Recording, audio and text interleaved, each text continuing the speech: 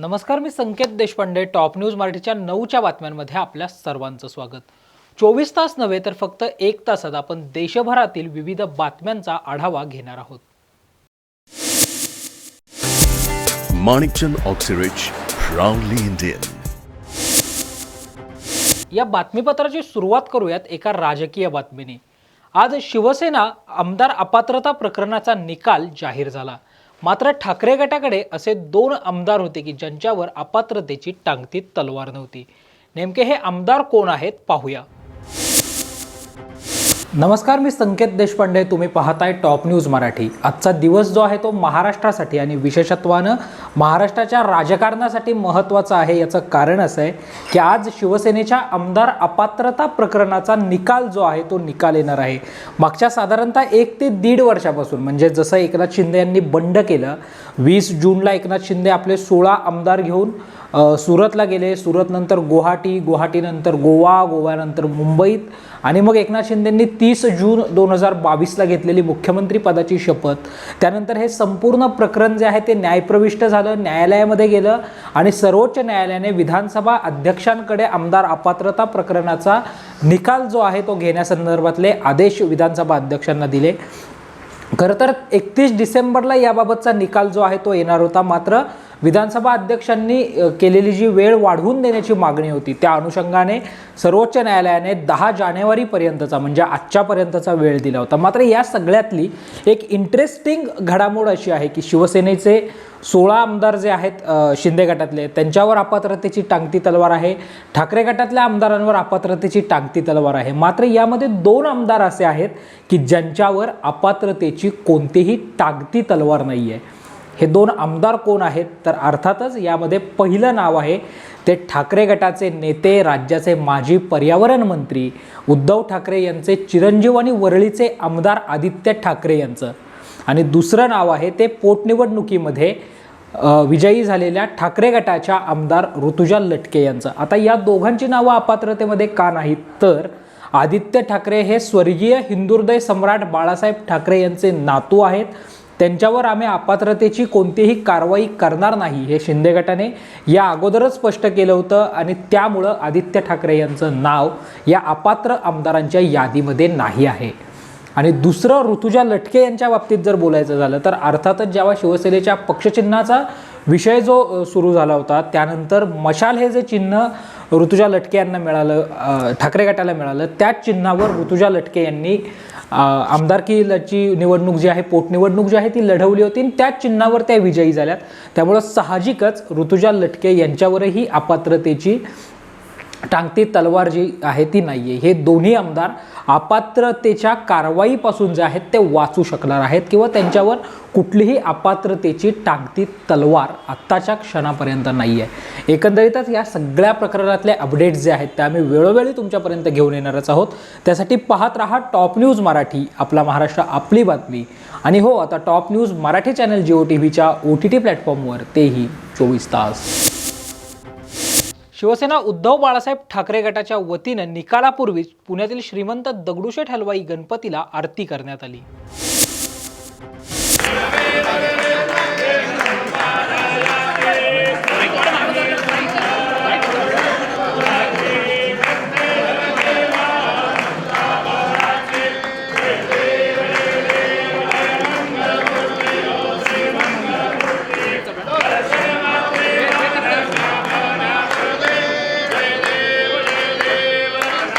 विघ्नहर्त्याचं दर्शन घेतलं आणि हा विघ्नहर्ता सगळं आहे.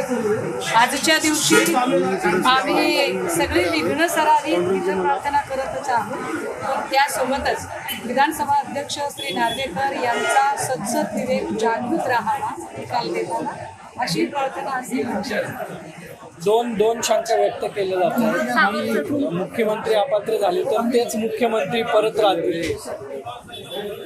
नाही, अपात्र जरी ठरले, समजा आज मला माहित नाही निकाल काय असणार आहे आणि कुठलाही निकाल असला तरी त्याला सामोरं जाण्याची तयारी आहे. मात्र समजा जर अपात्र ठरलं, वर्स्ट अँड वर्स्ट सिच्युएशन, त्याची शक्यता फार फार धुसर आहे, पण वर्स्ट अँड वर्स्ट सिच्युएशन आहे, अपात्र ठरले तर मला असं वाटतं त्याची तजवीज भाजपाने आधीच केलेली आहे. राष्ट्रवादीचा एक मोठा गट फोडून जो त्यांनी जोडून घेतलेला आहे त्यानुसार कदाचित सन्माननीय अजितदादांना मुख्यमंत्रीपदी बसवण्याची ही पूर्वतयारी असू शकते. एक डिग्निफाईड एक्झिट ते शिंदे साहेबांना देऊन अजितदादांचा नवा राज्याभिषेक होऊ शकतो. म्हणजे अजित पवार मुख्यमंत्री होतील म्हणजे याचा तर निकाल विरोधात गेला. जर मी काय म्हटलं, जर अशीच कधी सिच्युएशन आली की शिंदे साहेबांना एक एक्झिट द्यायचीच आहे तर मुख्यमंत्री पदी कोण बसेल, तर निश्चितपणे फडणवीस साहेब मुख्यमंत्रीपदी बसतील असं मला अजिबात वाटत नाही. तर कोण बसेल, तर दादा असू शकतो. विधानसभा अध्यक्ष या सगळ्या निकालापूर्वी मुख्यमंत्र्यांना भेटले होते आणि तशी भेट घेतलेली असतानाही हा निकाल पारदर्शी लागेल असं वाटतंय. नाही, म्हणूनच मी असं म्हटलं की आजच्या प्रार्थनेमध्ये मी सगळी विघ्न टळावी इथं प्रार्थना केली, परंतु विधानसभा अध्यक्षपदावर बसलेल्या सतत विवेक जागृत राहावा अशी सुद्धा मी प्रार्थना केलेली आहे. आमदार म्हणून ते कुणालाही भेटू शकतात, ते कुठेही जाऊ येऊ शकतात, मात्र ते नुसते आमदार नाहीत तर विधानसभेचे अध्यक्ष आहेत. त्याहीपेक्षा महत्त्वाचं, ऑनरेबल सुप्रीम कोर्टने जे ट्रायब्युनल नेमलेलं आहे त्या ट्रायब्युनलमध्ये ते न्याय देणारे सगळ्यात मोठे अधिकारी आहेत. अशा परिस्थितीमध्ये मुख्यमंत्री नाही तर ज्या दोन पक्षांचा वाद आहे त्यातल्या एका पक्षाच्या बाजूने जाऊन त्यांच्या गाठीभेटी घेणं हे निश्चितपणे प्रतिपक्ष म्हणून आमच्या मनात शंका निर्माण करणार असू शकतं. निव्वळ आमच्याच मनात नाही तर संबंध महाराष्ट्राच्या जनतेच्या मनात ती शंका निर्माण झालेली आहे. मी मागच्या 48 तासामध्ये अनेक वृत्तवाहिन्यांनी घेतलेल्या एक्झिट पोल्स बघितले आहेत. ज्या एक्झिट पोल्समध्ये मोर दॅन 85% लोक, 85% लोक असं म्हणतात की नार्वेकरांनी अशा पद्धतीनं भेट घेणं अयोग्य आहे. पण तरी सुद्धा ईडी, CBI, इलेक्शन कमिशन, महाशक्तीची कृपा आणि नार्वेकरांनी मैत्रीला जागणं असा सगळा जर सुनहरा संगम या सगळ्या लोकांच्यासाठी जुळून आला तर त्यात फार काही आश्चर्य वाटायला नको. आजची पूजा ही आजच्या निकालापेक्षा सुद्धा येणाऱ्या निवडणुकीच्या काळात आम्हाला अत्यंत ठामपणे लोकांपर्यंत सामोरं जाण्यासाठी आणि विजयाची मुहूर्तमेढ रोवण्यासाठीचे आशीर्वाद आम्हाला गणरायाने द्यावेत यासाठी. ताई, राज ठाकरेकडून त्यांच्याच शिंदे गटाचे आमदार महेश शिंदे यांनी आमदार अपात्रता प्रकरणावर मोठं विधान केलंय. पाहूयात नेमकं काय म्हणालेत महेश शिंदे. काय वाटतं की काय आपल्या सगळ्यांना माहिती आहे, आम्ही कुठलीही चुकीची गोष्ट केलेली नाही हे वारंवार सांगत आहोत. आम्ही कुठलाही कायदा तोडलेला नाही, त्यामुळं अपात्र होण्याचा प्रश्नच येत नाही. दुसरी महत्त्वाची गोष्ट मी पूर्वी पण सांगितलं होतं, एका माझ्यातल्या कोडोलीच्या सरपंचांना अपात्र करण्यासाठी एका राष्ट्रीय अध्यक्षांचा फोन आला होता. त्यांनी खूप प्रयत्न केले, त्या सरपंचाला 3 वर्षे अपात्र करू शकले नाहीत. तर आमदारांना स्वतः अपात्र करणं काय खायची गोष्ट आहे का? हे शक्य नाही. अपात्रता होणं आम्हाला माहिती आहे, 100% आम्ही अपात्र होणार नाही. विरोधकांकडनं कायम आरोप केले जात होते की 100% तुम्हाला अपात्र केलं जाईल किंवा अध्यक्षांचा राजीनामा दिला जाईल. ह्या सगळ्या गोष्टी पुढे येत असताना त्या विरोधकांपैकी संजय राऊत असतील किंवा बाकी सन्मान्य नेते असतील, ह्यांनी कधी ग्रामपंचायत इलेक्शन लढलंय का? आजपर्यंत कधी ग्रामपंचायतीचं इलेक्शन न लढणारे लोक आम्हाला अपात्र करण्याचं सांगतात. जो इलेक्शन लढतो, जो गावचं इलेक्शन लढतो, त्याला अपात्र करणं किती अवघड आहे का सोपं आहे ते कळतं. शेवटी कायदा आहे, कायद्यातल्या या गोष्टी होणार नाहीत आणि टप्पे आहेत ते. आम्ही कुठलीही गोष्ट चुकीची केलेली नाही. मात्र विधानसभा अध्यक्ष हा निकाल येण्याच्या आधी मुख्यमंत्र्यांना भेटले, याच्यावर उद्धव ठाकरे म्हणले हे मिलीभगत आहे. आता एक साधी गोष्ट आहे, विधानसभा अध्यक्ष सुद्धा स्वतःच्या विधानसभा क्षेत्राचे आमदार असतात. त्यांच्या क्षेत्रामध्ये महानगरपालिकेमधले त्यांच्या मतदारसंघातली काही कामं होती, त्या कामासाठी ते भेटायला गेले होते आणि हे भेटणं हे रुटीन असतं. त्यामुळे मिलीभगत वगैरे काय नाही. त्यांच्या लक्षात आलं, त्यांच्या कायदेतज्ञांनी त्यांना सांगितलं की आपण जे वेळ घालवलाय तो चुकीचा घालवलाय, हे अपात्रता वगैरे काय होणार नाही. त्यामुळे आता ते वेगळा कुठला ते मार्ग शोधलाय त्यांनी. आज आज संध्याकाळपर्यंत निकाल लागेल, थोडी पण धाकधूक नाहीये.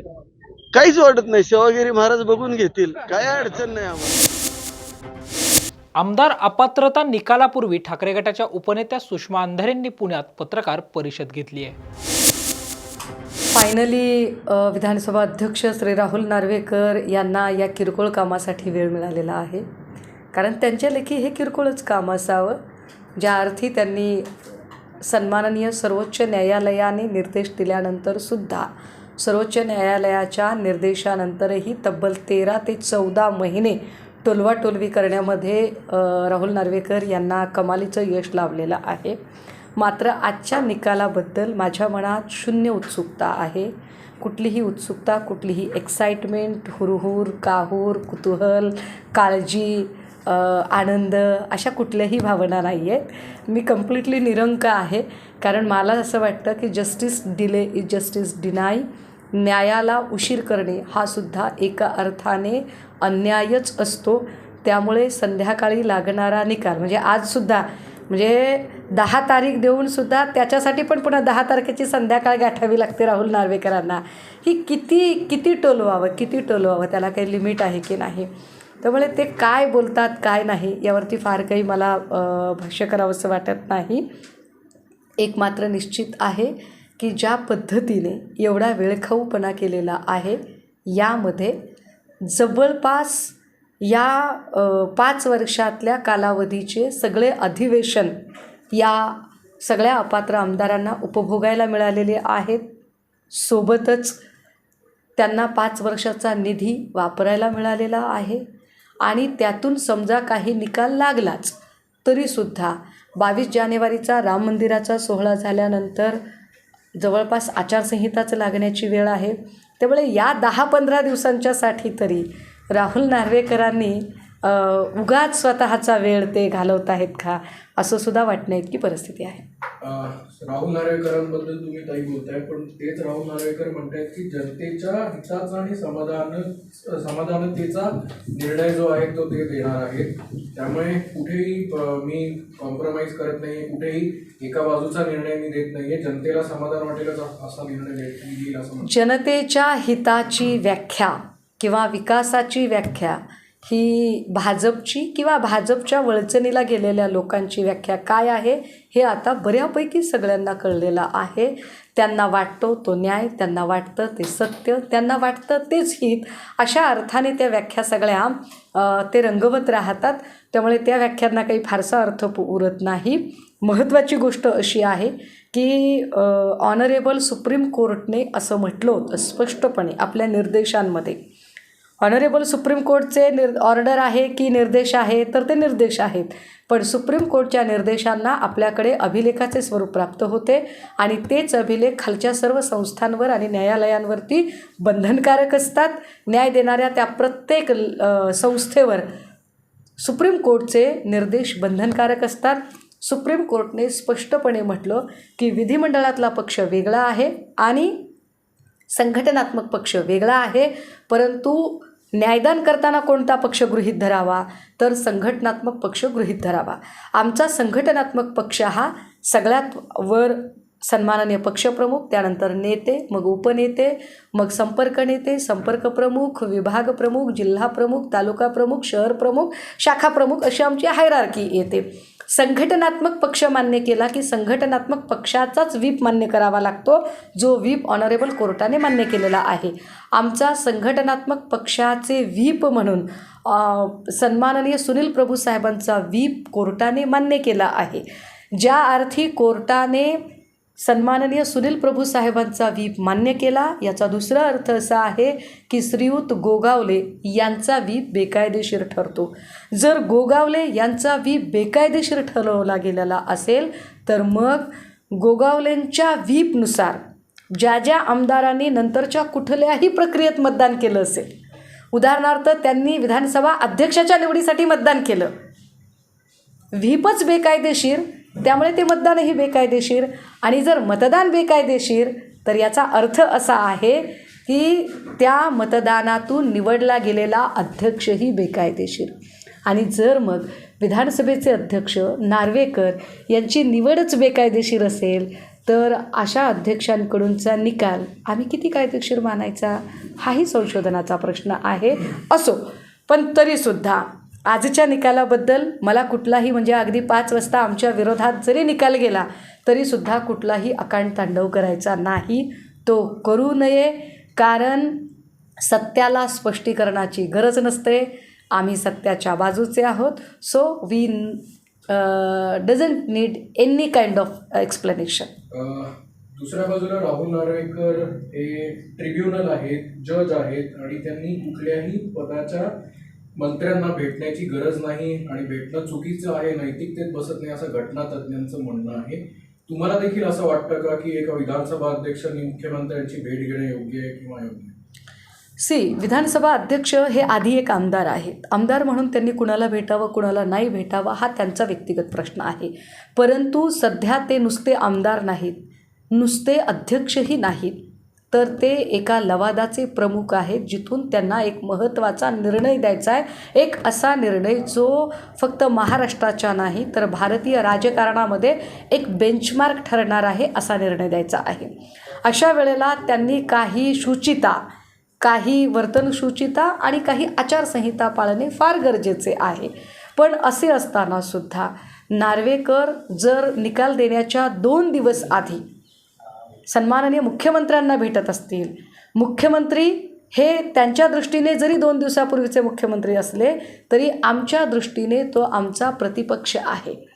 तुम्ही एका पक्षाच्या प्रमुखाला जाऊन भेटता त्यावेळेला जी दुसरी बाजू आहे त्या लवादातली प्रतिपक्षाची, त्यांच्या मनात संशय निर्माण होणे फार स्वाभाविक आहे. आणि फक्त आमच्याच कशाला, संबंध महाराष्ट्राच्या जनतेच्या मनात एक संशयाचं वातावरण गेल्या 2 दिवसांमध्ये आहे.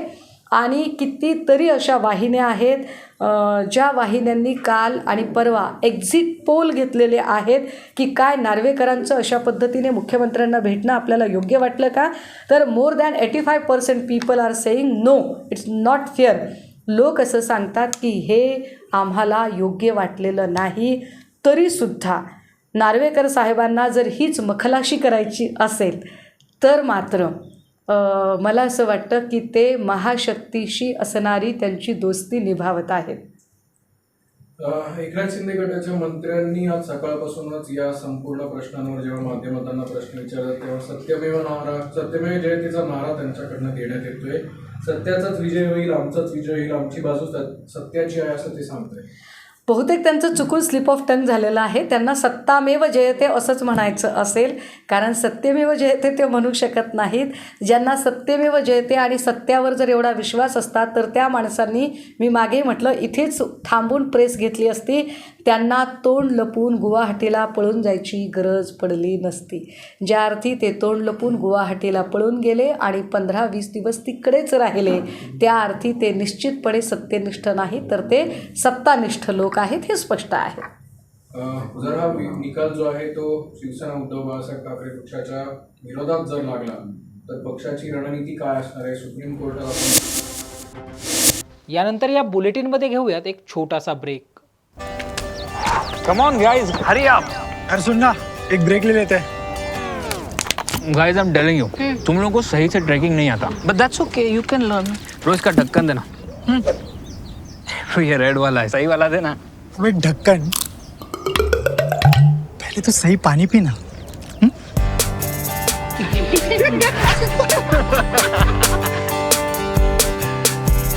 Manikchand Oxyrich, proudly Indian.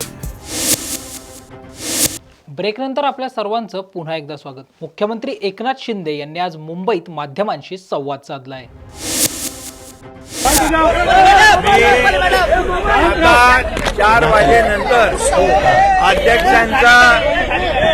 अध्यक्षांचा निर्णय आल्यानंतर, अधिकृत निर्णय आल्यानंतर मी आपल्याला समोर भाष्य करेन आणि आपल्याला आमची भूमिका आम्ही सांगू. परंतु मी एवढंच सांगतो की शिवसेना पक्ष म्हणून आम्हाला अधिकृत मान्यता या ठिकाणी निवडणूक आयोगाने दिली. धनुष्यबाण सिम्बॉल निवडणूक आयोगाने आम्हाला दिला आणि शिवसेना अधिकृत पक्ष हा आम्हाला निवडणूक आयोगाने दिलेला आहे. बहुमताच्या जोरावर मेजॉरिटी असल्यामुळे जे लोकसभा विधानसभेमध्ये 67% बहुमत आमच्याकडे आहे आणि लोकसभेमध्ये 75% बहुमत आमच्याकडे असल्यामुळे निवडणूक आयोगाने पूर्णपणे आम्हाला अधिकृत शिवसेना पक्ष म्हणून रेकग्नाइज केलंय, सिम्बॉलही आम्हाला दिलेला आहे. त्यामुळे मला वाटतं त्याचबरोबर काही लोक त्यामध्ये मॅच फिक्सिंगचा आरोप करतात. आता मॅच फिक्सिंग म्हणजे काय? म्हणजे त्यांचे आमदार, विरोधी पक्षाचे लोक मग अध्यक्षांच्या कॅबिनमध्ये जेवत होते, ते काही आम्ही त्याच्यावर आक्षेप घेतला का? असा कुठलाही. आता त्या दिवशी अध्यक्ष माझ्याकडे आले, ते अधिकृत त्यांच्या वाहनातून आले, अधिकृतपणे आले, रात्री लपून आले नाहीत, दिवसाच्या उजेडामध्ये आले आणि त्यांच्या मतदारसंघामध्ये जे काम सुरू आहे कोस्टल हायवेचं, मरीन ड्राईव्हचं, मी स्वतः व्हिजिट केली होती आणि काही विषय जे आहेत त्यांच्यावर ते आमदार आहेत आणि आमदार आहेत, त्यामुळे त्यांचे जे काही कामं मतदारसंघातली असतील, इतरही काही विषय होते आणि अधिकाऱ्यांच्या सोबत ऑफिशियल बैठक झाली, लपून छपून बैठक झालेली नाही. त्यामुळे जे लोक चोराच्या मनात चांदणं असतं, लपून छपून बैठका करणाऱ्या अंधारामध्ये आम्ही त्या करत नाही. आमचं काम अगदी स्पष्ट असतं. त्यामुळे त्यांच्या बोलण्यामध्ये काही तथ्य नाही. जेव्हा त्यांच्या बाजूने निकाल लागतो ती संस्था चांगली असते, जेव्हा त्यांच्या विरोधात निकाल लागतो त्या संस्थेवर मग निवडणूक आयोग असेल, हायकोर्ट असेल, सुप्रीम कोर्ट असेल, यांच्यावर टीका करण्याचा प्रयत्न किंवा टीका करण्याचे प्रकार अनेक वेळा त्यांनी मेरिटवर, या सर्व मेरिटवर अध्यक्ष महोदयांनी आमच्या बाजूने निकाल दिला पाहिजे, मेरिटवर निकाल दिला पाहिजे. कारण पक्ष आम्ही आहोत, धनुष्यबाण आमच्याकडे आहे आणि सुप्रीम कोर्टाने देखील या सरकारला जेव्हा राज्यपाल महोदयांनी बोलावलं, ते जे घटनाबाह्य सरकार म्हणतात त्यांना मी सांगू इच्छितो, घटनाबाह्य ते लोक आहेत. कारण सुप्रीम कोर्टाने देखील आपल्या निकालामध्ये, निवडणूक आयोगाने देखील आपल्या निकालामध्ये म्हटलेलं आहे की त्यावेळेस पूर्व मुख्यमंत्र्यांनी राजीनामा दिल्यामुळे या सरकार अस्तित्वात नव्हतं आणि आमच्याकडे 40 + 10 50 आणि भारतीय जनता पक्षाचे 106 असे 164 लोक जी मेजॉरिटी आमच्याकडे होती आणि मुख्यमंत्री म्हणून जेव्हा मतदान झालं तेव्हा 164 विरोधात 99, म्हणजे बहुमताचं सरकार आहे. आणि मग असं बहुमताचं सरकार असताना सुप्रीम कोर्टाने देखील गव्हर्नरने जे आम्हाला आमंत्रित केलं ते जस्टिफाय केलेलं आहे त्यांच्या ऑर्डरमध्ये. हे 204 पॅरा 205 पॅरामध्ये हे जरा जे अकलेचे तारे हे करतायत, पाजळतायत, ते जे आरोप करतायत त्यांनी जरा हे वाचावं आणि नंतर बोलावं.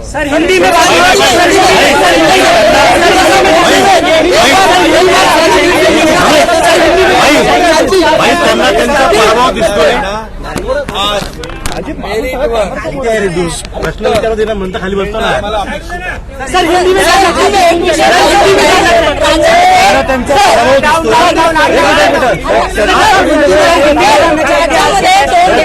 त्यांचा पराभव दिसतो म्हणून अशा पद्धतीची वक्तव्य करतायत का? त्यांच्या पायाखालची वाळू सरकलेली आहे, ते त्यांना त्यांचा पराभव दिसू लागलेला आहे. आणि त्याचबरोबर म्हणून सरकार स्थापन झाल्यापासून सरकार आज पडणार, सरकार उद्या पडणार, अनेक ज्योतिषी आणले, सरकार काही पडलं नाही, मग मुख्यमंत्री बदलणार असं सुरू झालं. मुख्यमंत्री काही बदलले नाही, सरकार अधिक मजबूत झालं, सरकार अधिक मजबूतीने या राज्याच्या विकासाचं काम करतंय. त्यामुळे त्यांच्या पायाखालची वाळू सरकली आहे. 1.5 वर्षामध्ये जे आम्ही काम केलं त्याच्या जोरावर ज्या ग्रामपंचायतीच्या निवडणुका झाल्या महायुती नंबर 1 ला आली, यांचा नंबर शेवटून पहिला आला, म्हणजे फार खाली गेले ते, याचा विचार त्यांनी केला पाहिजे, याचं आत्मपरीक्षण केलं पाहिजे, नंतर आमच्यावर आरोप केले पाहिजे.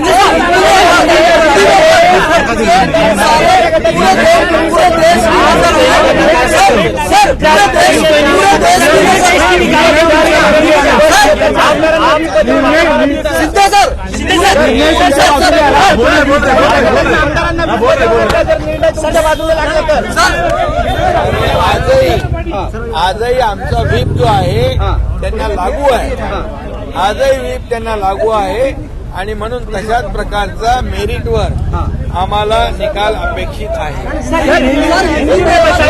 आज 4 बजे के बाद मैं अधिकृत बात करूंगा, लेकिन मैं इतना ही कहूंगा कि हमारे पास मेजॉरिटी है विधानसभा में 67%, लोकसभा में 75%, हमारे पास 13 सांसद है और हमारे पास 50 विधायक है, और इसी के बलबूते पर मेजोरिटी पर चुनाव आयोग ने हमें ओरिजिनल पार्टी शिवसेना पार्टी करके रिकॉग्नाइज किया है.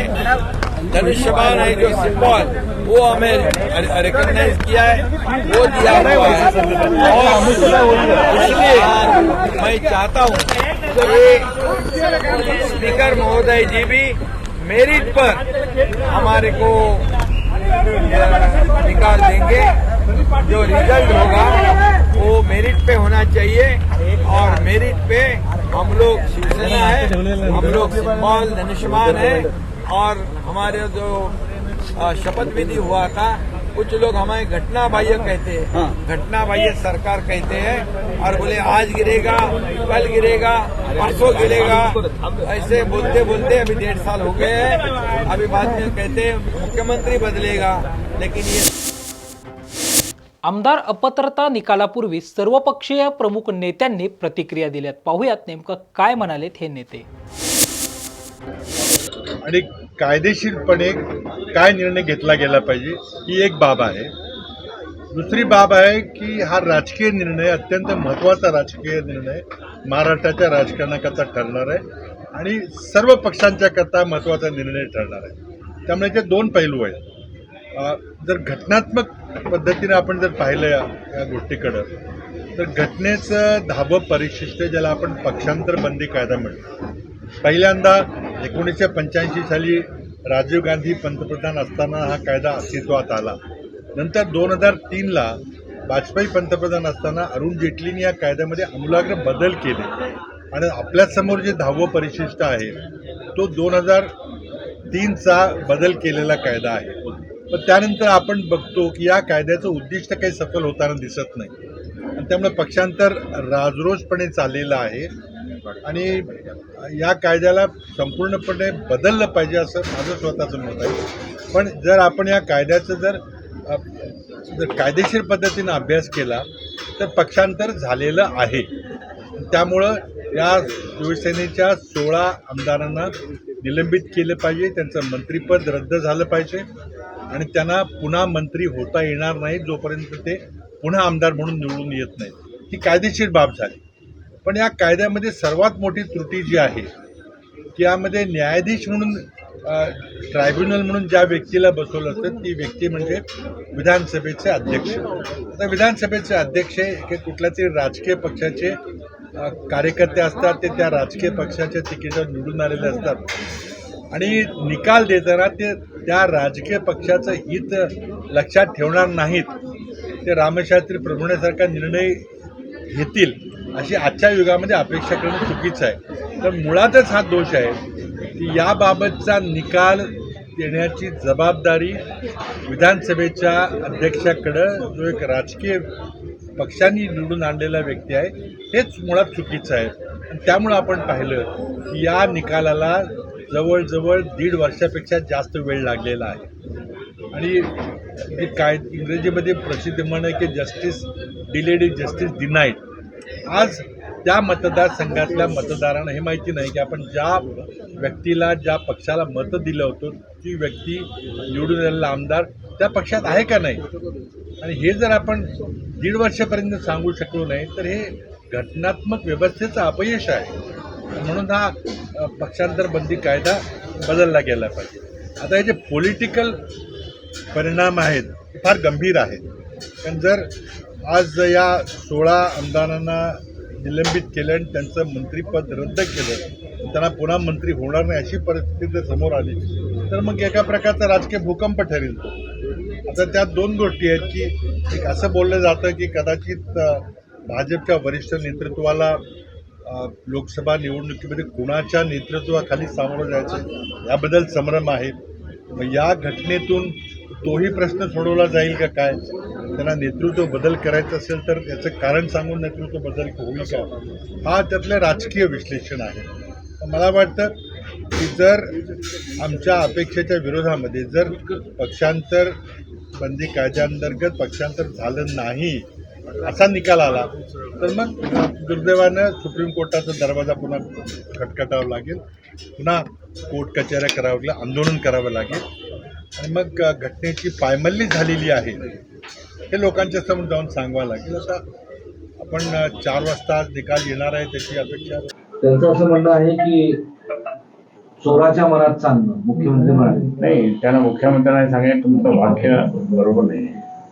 तुम्ही असं कोणालाही चोर आणि वीर असं म्हणून तुमचं पद तुम्ही घाणेरडे करू नका. तुम्ही जर असं तुमचं स्वतःहून त्या ठिकाणी तुमच्या पदाला त्या घाणेरडेपणा आणत असाल तर तुम्ही कसले मुख्यमंत्री. आम्ही तर तुम्हाला घटना पाहिजे मुख्यमंत्री म्हणतो. एक महत्वाचं विधान त्यांनी केलं, एक पक्ष चिन्ह आमच्याकडे आहे त्यामुळे निकालही आमच्याच बाजूला लागेल असं मुख्यमंत्री. नाही, ते निवडणूक आयोगाने सांगितलं असेल परंतु सुप्रीम कोर्टात ते प्रकरण पेंडिंग आहे. तो निर्णय यायचा बाकी आहे. मग या मुख्यमंत्र्यांच्या विधानावर तुमचं काय म्हणणं आहे किंवा तुम्ही एवढ्यावरच त्यांना काय सांगणार. नाही, त्यांनी खूप म्हणजे अतिरेक केला आहे आणि त्या अतिरेकाच्या दृष्टिकोनातून त्यांना असं वाटतं की आम्हीच आहोत. ज्या शिवसेना प्रमुखांनी यानं मोठं केलं, ज्या शिवसेना पक्षामध्ये उद्धवजी ठाकरे यांनी 2 वेळेस तिकीट दिल्यानंतर आणि पद पण दिलं, मंत्रिपद दिलं, सगळं दिलं, तरी पण हे त्यांच्या बाबतीत असं वाकडीकडे बोलत असाल तर जनतेला पटत नाही. मी तर शिवसैनिक आहे, मला पटणारच नाही, पण जनतेला पण पटत नाही. त्यामुळे यांचा तो आहे येणाऱ्या निवडणुकीमध्ये त्या ठिकाणी त्यांना त्याचा अनुभव येईल की लोकांचं काय प्रतिक्रिया आहे. लोक आता बोलत नाही पण आता लोक त्यावेळेस बोलतात. त्यांचं म्हणणं आहे बहुमत त्यांच्याकडे, आमदार त्यांच्याकडे, खासदार त्यांच्याकडे, पक्ष चिन्ह आमच्याकडे आहे. बंडखोरी करून खोक्याच्या माध्यमाद्वारे जर समजा ते बहुमत कव्हर असेल तर जनतेच्या कोर्टामध्ये हे टिकणारच नाही. आणि त्यांना खूप प्रचंड राग आलेला आहे जनतेला. आम्ही तर ग्राउंड लेवलचे लोक आहोत, कार्यकर्ते आहोत, आम्ही फिरत असतो आम्हाला लोक सांगतात. पण विधानसभेत 67% बहुमत त्यांचं आहे असं त्यांचा दावा. असू द्या ना, किती दिवस राहिले आता किती दिवस राहिले. जर लोकसभेच्या बरोबरीने निवडणूक घेतली विधानसभेची तर संपला. पण जर समजा लोकसभेच्या नंतर विधानसभा 6 महिन्यांचा घेतली तोपर्यंत 6 महिन्यांचा रोज काही ना काही चालत राहील ना. आणि ते त्यामुळे त्यांना अनुभव येईल की लोकांची प्रतिक्रिया काय आहे. त्याच्या आधी लोकसभेत संपूर्ण महाविकास आघाडी मोठ्या प्रमाणात निवडून येणार. त्यामुळे आता ते त्याच्यानंतर मग त्यांना डाऊनच व्हावं लागेल. या निकालाबाबत तुम्ही सगळे जास्त फारसे अपेक्षा ठेवून नाही आहे, कारण प्रत्येकच जण निराशावादी म्हणते यातनं न्याय मिळणार नाही. त्याचं कारण असं आहे ना की याने 8 महिने लावले आणि लगेच फटाफट करून त्या ठिकाणी मग हे घेतो ते घेतो. म्हणजे स्पीकर जे आहे स्पीकरांनी त्या ठिकाणी ज्या दृष्टिकोनातून ज्या भावनेतून निकाल देण्याच्या तयारी त्यांनी दाखवली ही एक प्रकारचा संशयास्पद आहे. आणि म्हणून आम्हाला त्या ठिकाणी त्यांच्याबद्दल काय अपेक्षा नाही, म्हणून आम्ही सुप्रीम कोर्टात झालो होतो. आता एक मंत्री गुलाबराव पाटील म्हणाले की रामाच्या कृपेने निकाल आमच्या बाजूला लागणार आहे. नाही, आता पाहू ना, प्रभू रामचंद्र हा सत्यवादी आहे. सत्य कोणाच्या बाजूने ते कळेल. खोटं करून जरी केलं तरी नंतर पुढे प्रभू रामचंद्रच्या आशीर्वादाने परत गेम असा काय वेळ उलटा की नंतर त्यांना कुठे ना कुठेतरी भोगावं लागेल. सुप्रीम कोर्टात जायची तयारी झाली आहे पूर्ण. नाही, शेवटी कसं आम्ही पण आमची तयारी, आमची स्ट्रॅटेजी जी आहे ही माननीय उद्धवजी आणि अनिल परब साहेब हे करतायत, अनिल देसाईजी पण करतायत आणि त्याप्रमाणे ते होईलच. या निकालावरून म्हणजे छत्रपती संभाजीनगर हा बालेकिल्ला आहे, या निकालावरून दोन्ही बाजूच्या प्रतिक्रिया उमटतायत. तुम्ही लोकांमध्ये सातत्याने मिसळतात, या सगळ्या लोकांची काय म्हणणं आहे म्हणजे इथल्या संभाजीनगरच्या लोकांना हे 5 लोक फुटले ते आवडलं नाही. कारण संभाजीनगरच्या लोकांनी त्या ठिकाणी 9चे 9 आमदार शिवसेना भाजपचे निवडून आणले. मला चुकून पराभव झाल्यानंतर त्यांना हळहळले ते, आणि ते हळूहळू त्यांना पटलं नाही म्हणून त्यांनी 9चे 9 आमदार शिवसेना भाजपचे निवडून आणले. महाराष्ट्रात कुठेच असं झालं नाही, इथे झालं. आणि त्याच्यामधून यांनी फुटल्यानंतर तर मग लोकांना राग आला एक प्रकारचा, आणि तो राग त्या ठिकाणी जिव्हाळ्याशी आला लोकांच्या, की मला हे आहे यांना आपण प्रचंड मतांनी निवडून दिलं आणि हे फुटले, आणि फुटल्यानंतर काय खोकी घेऊन फुटले, हा सगळ्यात मोठा राग आहे.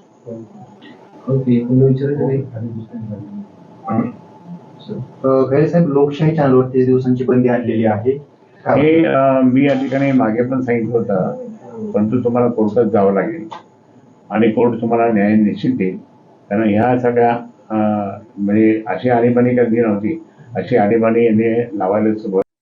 हे पहा, राज्याचे मुख्यमंत्री सन्माननीय एकनाथजी शिंदे साहेब हे अतिशय कर्तव्यदक्ष आणि सक्षमपणे राज्याचा कारभार सांभाळतात. ज्यावेळेस शिंदे साहेबांनी निर्णय घेतला आणि त्यावेळेस शिवसेनेचे जवळपास 40 आमदार, जवळपास 13 खासदार त्यांच्याबरोबर गेले. आज जर परिस्थिती पाहिली तर शिवसेनेचे बहुतांश सर्व प्रमुख पदाधिकारी हे शिंदे साहेबांबरोबर आहे. आणि एकूणच जे शिवसैनिकांना, पदाधिकाऱ्यांना मनातली शिवसेना पाहिजे होती त्या पद्धतीने शिवसेनेचा कारभार चाललेला आहे. त्या अनुषंगानं जर लिगली जर आपण पाहिलं या निकालाकडं, तर विधान परिषदेचे सभापती हे नियमानुसार, कायद्यानुसार तो निर्णय देईल, त्याच्यावर मी भाष्य करणं योग्य होणार नाही. परंतु मला अपेक्षा आहे की हा निकाल हा सकारात्मक राहील, शिंदे साहेबांच्या बाजूने राहील. कारण बहुतांश पक्षाचे सर्व प्रमुख नेते असतील किंवा कार्यकर्ते असतील, शिवसैनिक असतील, हे शिंदे साहेबांबरोबर आहे. मुळात म्हणजे आपण हे लोक म्हणजे शिंदे गट असो किंवा ठाकरे गट असो, ज्या ट्रिब्युनल समोर गेले नार्वेकरांच्या, त्यांच्यावर टीका करणं हे कितपर्यंत योग्य आहे? म्हणजे त्यांच्यावर माणूस हताश झाला तर त्याला टीकेपलीकडे काही सुचत नाही खरं तर. आणि आजची परिस्थिती पाहिली तर कायद्यानुसार निर्णय हा शिंदे साहेबांच्या बाजूने लागायला पाहिजे अशी परिस्थिती निर्माण झालेली आहे. आणि शेवट निर्णय आपल्या विरोधात जातोय, थोडीशी जाणीव झाल्यामुळे कदाचित त्या टीका करत असतील. संजय राऊत सर म्हणतात की मॅच फिक्सिंग आहे, म्हणजे त्यांच्या संजय राऊत काय म्हणतात त्याच्यावर ते बघा. राज्यातील आता कुणी बोलणं टाळतात शक्यतो, आणि ते रोजच बोलतात, त्यामुळे त्याच्यावर काय बोलणार. तसं आता आजचा जो हा निकाल आहे एक ऐतिहासिक निकाल असणार आहे, म्हणजे देशासाठी आणि राज्यासाठी. मुळात पण जे संसदेमध्ये, लोकसभेमध्ये पण आपला एक खासदारांचा गट होता, तो पण त्यांनी पण बंडखोरी करत वेगळे ते गेले होते. त्यांच्यावरती हा निकाल कसं लागू होऊ शकतो किंवा त्याच्यासाठी तुमच्या माहितीसाठी सांगतो, लोकसभेतल्या खासदारांनी कुणी बंडखोरी केलेली नाही. लोकसभेच्या खासदारांनी कुणी वेगळा गट केलेला नाही. लोकसभेमध्ये शिवसेनेचे जेवढे खासदार आहेत त्यांचा एकमेव गट आहे, आणि त्या गटाचे नेते राहुल शेवाळे आहेत. तुम्ही जर लोकसभेचा अजेंडा पाहिला किंवा लोकसभेतून माहिती घेतली तर त्याच्यामध्ये कुठल्याही प्रकारचा. शिवसेनेतील आमदार अपात्रता निकालाच्या पूर्वी आदित्य ठाकरे आज कोल्हापूर दौऱ्यावर होते. हे मी नाही, तुम्ही बोलताय. हे पळाल्यानंतर जे सरकार आपल्या डोक्यावर बसलं किंवा बसवलं गेलं, ते सरकार महाराष्ट्राला न्याय देत आहे का, हा सवाल आज मी तुम्हाला विचारायला आलेलो आहे. मला वाटलं होतं की स्वतःचं सरकार बसवल्यानंतर, भाजप प्रणित सरकार बसवल्यानंतर महाराष्ट्रात चांगलं काहीतरी होईल, महाराष्ट्राला काहीतरी मोठं मिळेल, महाराष्ट्राच्या पदरात काहीतरी चांगलं पडेल. जो सुवर्ण काळ आपण महाराष्ट्रात आणत होतो त्याच्यापेक्षा अजून काहीतरी चांगलं मिळेल. पण तुम्ही मला सांगा, ह्या महाराष्ट्रात गेल्या 2 वर्षात चांगलं काही झालंय का? असेल तर सांगा मला, झालंय का? जसं गेले 9 वर्ष आपण आपल्या देशामध्ये अच्छे दिन शोधत आहोत, अच्छे दिन आलेत, अच्छे दिन आलेत. त्यावेळी काय काय होर्डिंग लावले होते? बहुत हुई महंगाई की मार, अब की बार सरकार बसलं, महागाई आणि ह्या भीतीपायी आपण जेव्हा सगळे कोविडच्या काळात घरून काम करत होतो तेव्हा उद्धव साहेब स्वतः फेसबुक लाईव्हच्या माध्यमातून घरोघरी जायचे आणि सांगायचे की काळजी करू नका, मी आहे, तुमच्यासाठी लढत आहे. बरोबर ना? हे सगळं चालू होतं, हे डोळ्यासमोर चालू होतं. पण कदाचित भाजप बाळासाहेब ठाकरे हे जोडलेलं आहे. ह्याच कोविडच्या काळामध्ये मला आठवतं, कोविडचा काळ सुरू व्हायच्या आधी उद्धव साहेबांनी आपली निवडणूक व्हायच्या आधी एक वचन महाराष्ट्राला दिलं होतं. ते वचन काय होतं? की माझ्या शेतकऱ्यांना मी कर्जमुक्त करीन. मुख्यमंत्री झाल्या नागपूरचं जे अधिवेशन होतं, मला आठवतं तिथे त्यांनी सांगितलं, सगळ्या अधिकाऱ्यांना बोलवलं, फायनान्सचे अधिकारी होते, चीफ सेक्रेटरी होते, कृषी खात्याचे होते, आणि त्यांनी सांगितलं मला माझी वचनपूर्ती करायची आहे. 2 लाखापर्यंत ज्यांचं कर्ज आहे त्यांना मला कर्जमुक्त करायचं, आणि ती कर्जमुक्ती आपण पुढच्या 3 महिन्यात प्रत्येक शेतकऱ्यापर्यंत पोहोचवली. ह्याचा मला आज अभिमान आहे. कोविडच्या काळात जी काही संकट आपल्यावर आली असतील, अवकाळी पाऊस असेल, गारपीट असेल, दुष्काळ असेल, ओला दुष्काळ असेल, 2020 साली असेल, 2021 साली असेल, शेत तुमचं कशाचंही असो, जे काही नुकसान झालं त्याची नुकसान भरपाई आपण प्रत्येकाच्या खात्यात पोहोचवली. आणि आत्ताचं निर्लज्ज सरकार करतं ना, 2 रुपयाचं चेक, 5 रुपयाचं चेक, असं नाही, जेवढं पंचनाम्यात होतं तेवढं आपण खातेदारात पोहोचवलं. ह्याचा मला आज अभिमान आहे. तसंच कृषी क्षेत्र आहे, तसं उद्योग क्षेत्र जर पाहायला गेलं तर जून 2020 पासून जून 2022 पर्यंत साधारणपणे आपण 6.5 लाख कोटीची गुंतवणूक आपल्या राज्यात आणू शकलो. ह्याचं कारण एकच होतं, जगात जे कोणी उद्योजक असतील ते जेव्हा देशाकडे बघायचे, आपल्या देशातल्या सगळ्या राज्यांकडे बघायचे, एकमेव मुख्यमंत्री जर त्यांना विश्वासू वाटत होते ते म्हणजे उद्धव बाळासाहेब ठाकरेंनी. तेच बापचोर, पक्षचोर, गद्दार, माथेवर गद्दार लिहिलेले 40 आमदार खोके खाऊन फुटले आणि उद्धव साहेबांच्या पाठीत त्यांनी खंजीर खुपसला आणि तिथे गेले. तुम्ही मला सांगा, गेले 2 वर्ष आपण पाहत आहोत. आता हे वर्ष 2024 हे आपलं वर्ष आलंय, कारण ह्या वर्षाचीच आपण वाट पाहत होतो. देशात परिवर्तन होणार आहे, आपल्या राज्यात परिवर्तन होणार आहे, चांगलं सरकार आपल्याला आणायचं आहे, रामराज्य पुन्हा एकदा आणायचं आहे. आणि हे सरकार आणत असताना जी गेली 2 वर्ष आपण पाहत आहोत, मला तुम्ही सांगा आपल्या राज्यातला काय आहेत?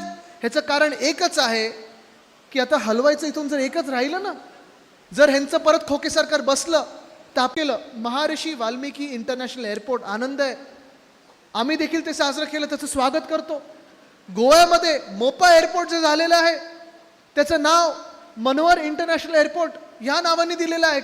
म्हणजे तिकडचे त्यांचे ते मुख्यमंत्री होते, भाजपचे कार्यकर्ते होते, मनोहर पर्रिकर साहेब, त्यांच्या नावाने दिलेलं आहे. ठीक आहे, आनंद द्या. पण जेव्हा महाविकास आघाडी सरकार म्हणून छत्रपती संभाजीनगर मधलं जे एअरपोर्ट आहे त्याचं नाव आपण छत्रपती संभाजी महाराज इंटरनॅशनल एअरपोर्ट म्हणून नामकरण केलं, त्याची मान्यता अजून केंद्र सरकारने दिली नाही. ह्याचं मला दुःख आहे. नवी मुंबई इंटरनॅशनल एअरपोर्टचं नामकरण आपण दिबा पाटील आंतरराष्ट्रीय एअरपोर्ट केलं, ते देखील आपण केंद्र सरकारकडे पाठवलंय. पण युपीतलं आहे ते मान्य केलं, गोव्यातलं आहे ते मान्य केलं. मग महाराष्ट्रातून आम्ही 2 वर्षापूर्वीचे पाठवलेली, 2 आणि 4 वर्षापूर्वीचे पाठवलेले नव्या एअरपोर्टची नावं आहेत, का तुम्ही त्याला न्याय देत नाही? तुमचा राग महाराष्ट्रावर आहे, तुमचा राग छत्रपती संभाजी महाराजांवर आहे, की नक्की कोणावर हा राग आहे की तुम्ही महाराष्ट्रावर अन्याय करत चाललात, महाराष्ट्रावर अन्याय सतत करत चाललेले आहात? आणि म्हणून हे जे महान्याय इथे लिहिलेला आहे, हा न्याय मी माझ्यासाठी मागायला आलो नाहीये, शिवसेना उद्धव बाळासाहेब ठाकरे पक्षासाठी मागायला आलो नाहीये, न्यायाची अपेक्षाच नाहीये. आता 2 वर्ष जे सरकार चालवलेलं आहे, जे घटनाबाह्य सरकार चालवलेलं आहे, ज्या पैशाची उधळपट्टी केलेली आहे, जे भ्रष्टाचार केलेले आहेत, त्याच्याकडून तर काय न्याय मागायचा, कोणाकडून न्याय मागायचा ह्या देशात, हा प्रश्न पडलेला आहे. कदाचित सुप्रीम कोर्टाकडून न्याय मिळेल तेव्हा मिळेल. आज अध्यक्ष महोदयांच्या निर्णयाकडे आमचं लक्षच नाहीये, कारण त्यांच्याकडे देखील 2 पर्याय समोर आहेत. हा न्याय हा शिवसेना उद्धव बाळासाहेब ठाकरे पक्षासाठी नाहीये. हा न्याय जो मागत आहे मी, हा महाराष्ट्रासाठी मागत आहे, आपल्या देशासाठी मागत आहे, आपल्या संविधानासाठी मागत आहे, आपल्या लोकशाहीसाठी मागत आहे. आज अध्यक्ष जे आहेत राहुल नार्वेकर, आमचेही मित्र होते, ते एकाकडे आपले शिवसेनेत होते, नंतर राष्ट्रवादी काँग्रेसमधून लढलेले आहेत, आता भाजपमधून लढलेले आहेत, कदाचित पुढे काँग्रेसमधून पण येतील, माहीत नाही कुठच्या पक्षातून जातील. पण आज त्यांच्या समोर 2 पर्याय जे आहेत ते सरळ आणि सोपे आहेत. एक, जर ते डॉक्टर बाबासाहेब आंबेडकरांनी दिलेलं संविधान मानत असतील आणि त्याप्रमाणे चालले तर हे 40 गद्दार बाद होणार म्हणजे होणारच. पण दुसऱ्या बाजूला जर त्यांनी निकाल आपल्या विरोधात दिला तर हे देशासाठी संकेत एवढेच आहेत की भाजपा आणि हे अध्यक्ष डॉक्टर बाबासाहेब आंबेडकरांनी दिलेलं संविधान मानत नाहीत. त्यांना भाजपाचं वेगळं संविधान लिहायचं आहे, देशातलं संविधान बदलायचं आहे आणि त्या मार्गाने ती वाटचाल सुरू झालेली आहे. आज मी तुम्हाला विचारायला आहे की तुम्हाला कुठचं संविधान पाहिजे? डॉक्टर बाबासाहेबांनी लिहिलेलं संविधान पाहिजे की भाजपाने लिहिलेलं संविधान पाहिजे? तुम्ही निवडायचे आज कुठचं संविधान तुम्हाला पाहिजे. निवडा कुठचं पाहिजे. ऐकू नाही आलं? तिथूनच बोला, आपण जोरात बोला, आवाज आला पाहिजे. आपण सगळे आंबेडकर प्रेमी जनता आहोत ना. 75 वर्ष ह्याच संविधानाने आपण चालत आलो आहोत ना. मग हे संविधान बदलायचं कशासाठी, कोणासाठी, का म्हणून बदलायचं आहे? आज जे काही आपल्या राज्यात सुरू आहे, आज आपल्या देशात सुरू आहे, जसं मी सांगितलं, एका बाजूला अन्याय आपल्यावर सुरू आहे, कृषी क्षेत्र कोलमडलेलं आहे, दुसऱ्या बाजूला उद्योग क्षेत्र, अनेक 5 स्टार MIDC आता मी पाहत होतो येताना. पण 5 स्टार MIDC मध्ये किती उद्योग सुरू होतात, किती ले ऑफ वाढत चाललेले आहेत, किती लोकांना इकडून रोजगार मिळणार आहे, स्थानिक भूमिपुत्रांना किती इथे रोजगार मिळणार आहे माहिती आहे तुम्हाला? काही नाही माहिती, कारण त्या क्षेत्राला देखील प्राधान्य मिळत नाहीये. तुम्ही नोकर भरतीसाठी गेलात, सरकारी नोकरीसाठी गेलात, तलाठी भरतीचा पेपर किती, कोणाला 200 मधून किती मिळाले मार्क? 200 मधून 225 मार्क मिळालेत. म्हणजे पेपर एकंदर 200 मार्कांचा पास करायचा म्हणून 225 मार्क दिलेत. म्हणजे ह्या मुख्यमंत्र्यांसारखंच झालं ना. MIT वर्ल्ड पीस युनिव्हर्सिटीच्या वतीनं घेण्यात येणाऱ्या भारतीय छात्र संसदेचं उद्घाटन आज संपन्न झालं. और उसका वास्ता है रेट ऑफ ग्रोथ के साथ, हम किस गति से हमारा विकास हो रहा है. और मुझे दुर्भाग्य से कहना पड़ेगा कि उस गति से नहीं चल रहे कि जिस गति से हम 2028 तक राज्य की अर्थव्यवस्था $1 ट्रिलियन तक ले जाएंगे या देश की $5 ट्रिलियन तक ले जाएंगे. हमें और गति से विकास अपना करना पड़ेगा. इस गति से नहीं हो पाएगा, लेकिन आपको इसमें हाथ बताना पड़ेगा, युवाओं को हाथ बताना पड़ेगा. चाहे आप इंडस्ट्री में काम करें, शिक्षा क्षेत्र में काम करें, रिसर्च करें, नए स्टार्टअप बनाएं, खेती करें, प्रिसिशन एग्रीकल्चर करें. जिस मर्जी खेत में आप काम करेंगे, आपको विज्ञान टेक्नोलॉजी का सहारा लेना पड़ेगा. अब जानते हैं कि इस देश में जो भी समाज व्यवस्था, राज्य व्यवस्था थी, हजारों साल से चलती आ रही थी, जिसके चलते देश हजारों साल तक गुलामी में रहा. बाहर से लोग आए, कुछ सैकड़ों हजारों लोग आए, लेकिन पूरे हमारे इतने बड़े कॉन्टिनेंटल साइड देश पे कब्जा कर लिया, हमें गुलाम बनाया, हमको प्रताड़ित किया. लेकिन वही देश, वही भूमि, वही जनता, जब हम आज़ाद हुए, जब हमने अपना संविधान तैयार किया और सभी को हमने समानता की, न्याय की, बंधुत्व की गारंटी दी, उस संविधान में ये ताकत थी कि वही देश जो हजारों साल तक गुलामी में था, आज एक महाशक्ति बनने की कगार में है. हमारी अर्थव्यवस्था 5वें क्रमांक पे पहुंची. हमारा मिलिट्री पहले, दूसरे, तीसरे नंबर पे है. आज हमारा पड़ोसी देश पहले हमला करता था, जंग लड़ी, लेकिन अब हिम्मत नहीं कर पा रहा है.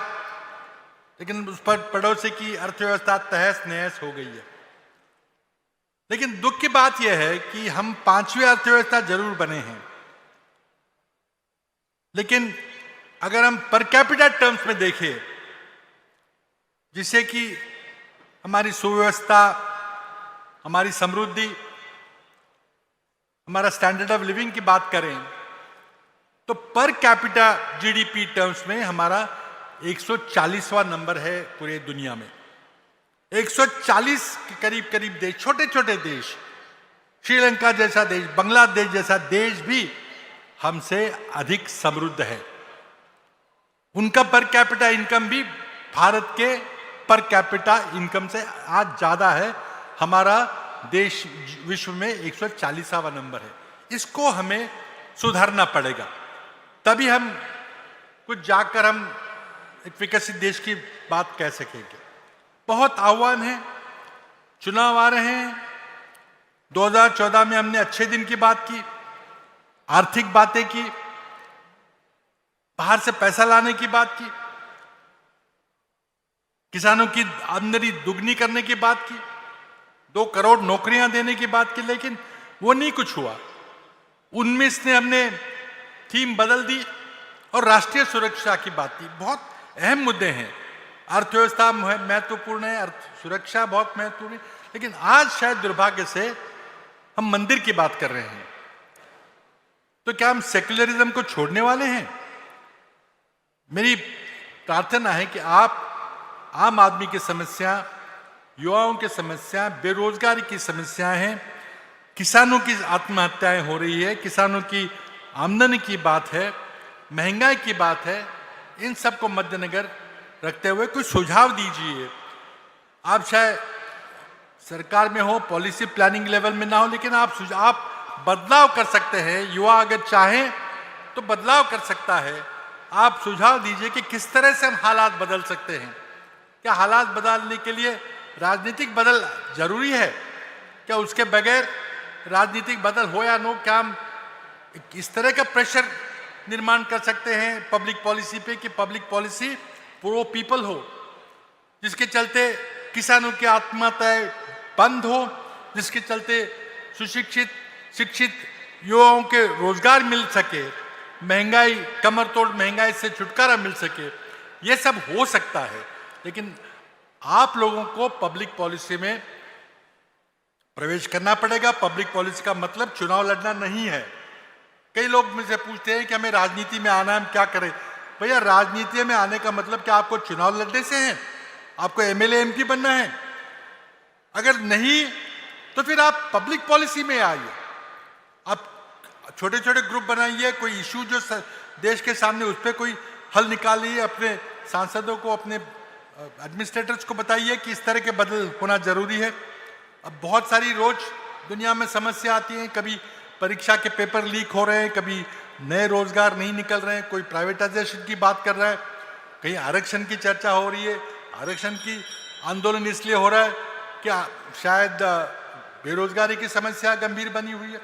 लेकिन मेरी आपसे गुजारिश है कि आप चाहे डायरेक्ट राजनीति में, डायरेक्ट इलेक्टिव पॉलिटिक्स में आए या ना आए, जो आना चाहे जरूर आए, लेकिन आप जरूर पब्लिक पॉलिसी से इंटरैक्ट कीजिए, क्योंकि ये देश आपका है। देश किस तरह से चलेगा, नीतियाँ कौन निर्धारित करेगा, कैसे निर्धारित करेगा, उसमें आपका विचार आना आवश्यक है।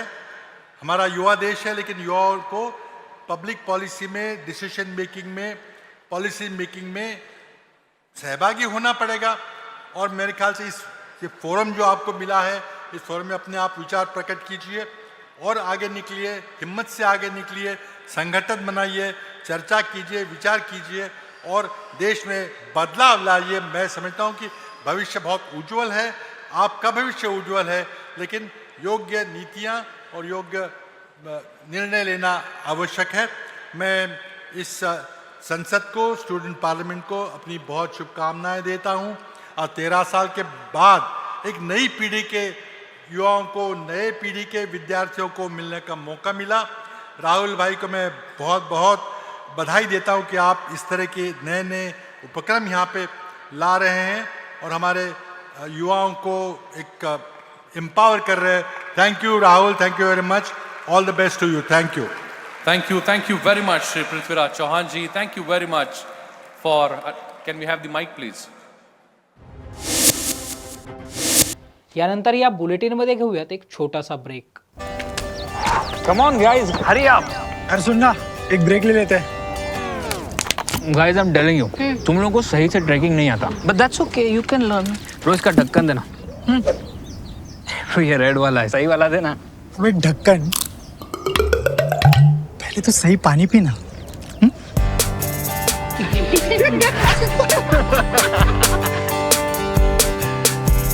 Manikchand Oxyrich, proudly Indian. राज्याचे शालेय शिक्षण मंत्री आणि शिवसेना शिंदे गटाचे प्रवक्ते दीपक केसरकर यांनी आज माध्यमांशी संवाद साधलाय. नाही, मंत्रिमंडळाची बैठक आणि निर्णयाचा काहीही संबंध नाही. मंत्रिमंडळाची बैठक ही दर आठवड्याला होत असते आणि एक अत्यंत महत्त्वाचे अनेक निर्णय हे आम्ही घेत असतो. त्याच्यामध्ये आजचा एक निर्णय अतिशय महत्त्वाचा असा आहे की जी कुपोषित बालकं असतात ही आपण ग्रामीण भागामध्ये त्याच्यावर खूप काम करतो, परंतु कुपोषित बालकांचं प्रमाण आता शहरामध्ये सुद्धा वाढत आहे आणि म्हणून त्या शहरातल्या बालकांना सुद्धा योग्य ती ट्रीटमेंट देण्याचा वगैरे आज निर्णय झालेला आहे. आणि त्याच्याचबरोबर इतर जे रेग्युलर आमचे निर्णय असतात ज्याच्यामध्ये प्रकल्पग्रस्त लोक असतात, जिथं धरणाची कामं चालू असतात, त्यांना सुद्धा वन टाईम सेटलमेंटचा निर्णय हा सुद्धा देण्यात आलेला आहे, ज्या ठिकाणी धरणाची कामं अडलेली होती. आणि त्याच्यामुळे एकंदरीतच जवळजवळ 7-8 निर्णय झाले आणि ते सर्व राज्याच्या हिताचे होते. त्याची ऑफिशियल प्रेस नोट निघेल. आपल्याला विशेष उत्कंठा संध्याकाळच्या निकालाची असेल तर आम्हाला सुद्धा उत्कंठा आहेच, परंतु शेवटी सत्याचा विजय होत असतो आणि त्याच्यामुळे नेहमी रडीचा डाव खेळायचा ह्याला कुठेतरी एक पायबंद बसेल असं मला स्वतःला वाटतं. कारण सुरुवातीला असं झालं की उपाध्यक्षांनी याची सुनावणी घ्यावी आणि म्हणून उपाध्यक्षांनी 3 दिवसाची नोटीस काढली. सुप्रीम कोर्टाने ती नोटीस त्या ठिकाणी रद्द ठरवली आणि सातत्याने प्रत्येक गोष्टीला कोर्टामध्ये जायचं हे चालू असताना कोर्टाने सुद्धा वेळोवेळी सांगितलेलं आहे की ज्या कॉन्स्टिट्युशनल ऑथॉरिटीज आहेत त्यांनी याच्यातला निर्णय दिला पाहिजे आणि ज्याला कॉन्स्टिट्युशनल ऑथॉरिटी निर्णय देत असतात त्यावेळेला त्यांच्यावर सुद्धा वेगवेगळी कॉमेंट्स करणं आज चालू आहे. हे कुठेतरी ह्या निमित्ताने थांबेल, निकाल मिळेल आणि निकाल मिळाल्यानंतर खरं तर निकाल मिळेपर्यंत थांबायचं असतं. आम्हाला सुद्धा निकाल मिळाल्यानंतर आमचं सुद्धा भाष्य होईल ना.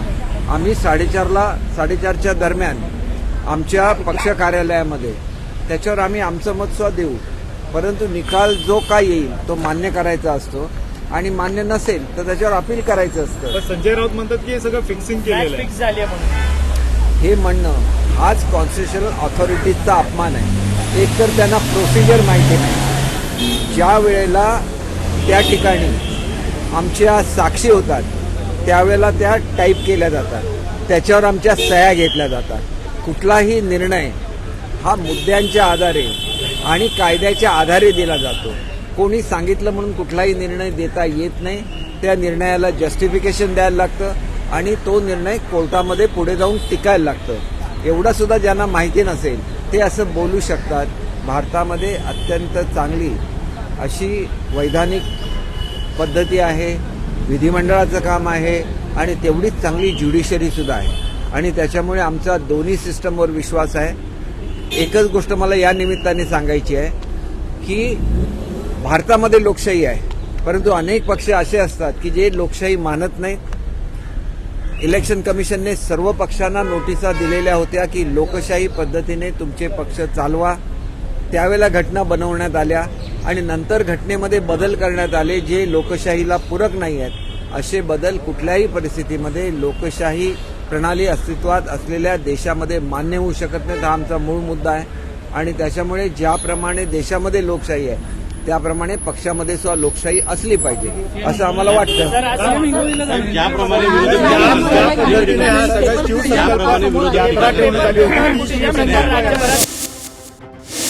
आजच्या बुलेटिनमध्ये इथेच थांबण्याची वेळ झाली आहे. ताज्या बातम्या आणि घडामोडींसाठी पाहत रहा फक्त टॉप न्यूज मराठी. आपला महाराष्ट्र, आपली बातमी.